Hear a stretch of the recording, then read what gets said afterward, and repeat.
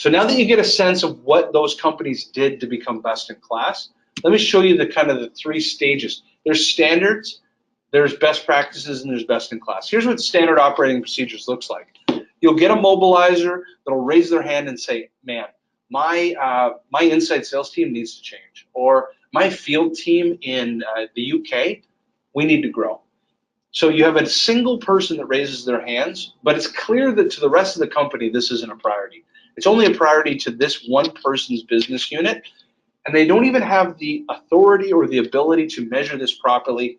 All they do is they collect subjective stories. But it becomes very clear to this person and this business unit, wow, that digital is a great complement to their pipeline development. Now, what are best practices? Best practices is where that mobilizer starts making friends. And now teamwork starts happening. You have a bit more executive support. You might have a divisional leader, a country manager say, hey, I can't believe we're talking to customers without helping them digitally. They get some support, they get some digital skills, they even start thinking platform-centric. This is an important one. You'll notice that this isn't best in class.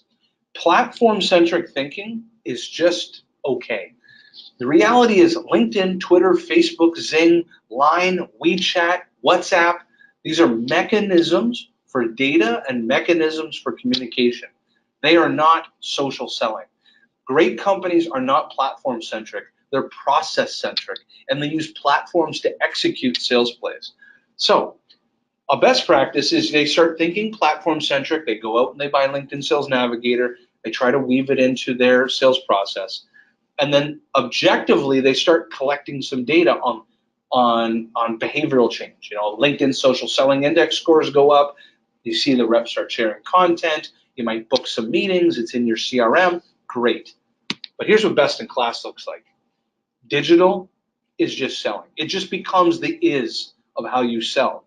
Marketing knows that they need to fuel conversations, and sellers know that they are the distribution army to those great insights.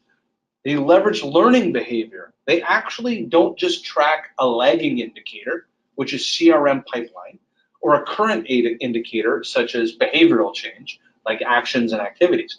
They actually go to the leading indicator. The single greatest leading indicator to success in your business is who is willing to learn a new skill and actually apply it. So great companies monitor learning as a skill. And then finally, the digital sales plays are interwoven into their process. It becomes process-centric, not platform-centric. You only use the social platforms to help you execute a sales play because you know it achieves a sales objective. And now, remember we were talking about learning. Why is it the leading indicator? Let me show you a real story. 4 years ago, the Chief Learning Officer at CA Technologies, his name's Andrew Plunkett, and I had a very similar goal, idea, mission.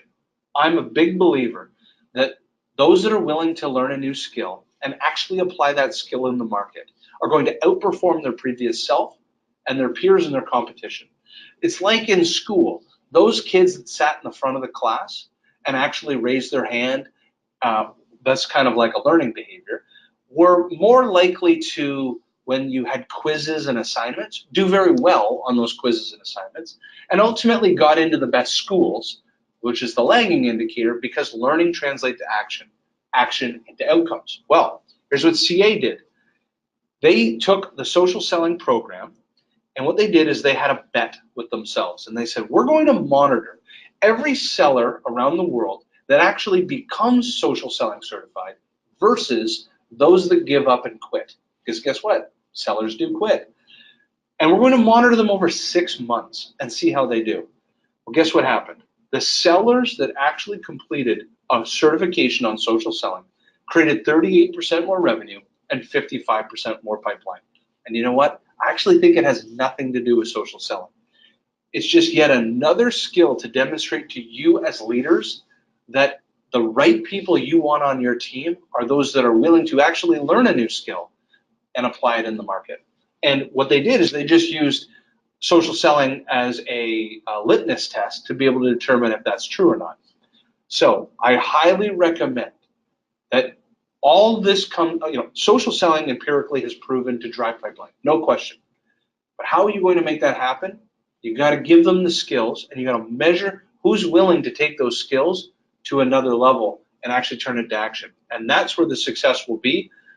And there are companies that you can leverage. If you want, you can reach out to me afterwards. I'm happy to guide you to companies like yours in your industry or in your country. We've trained 300 global customers around the world. And meet your peers. Learn from them how they actually pulled through social selling programs at small businesses all the way to the largest in the world to help you along your journey. So, I appreciate it. I wanted to keep this to under a half an hour so we can get to Q&A. But I hope that what I showed you is a roadmap that learning turns to action. And if you keep on the action button and you reinforce it and you coach towards it, those actions actually drive sales objectives.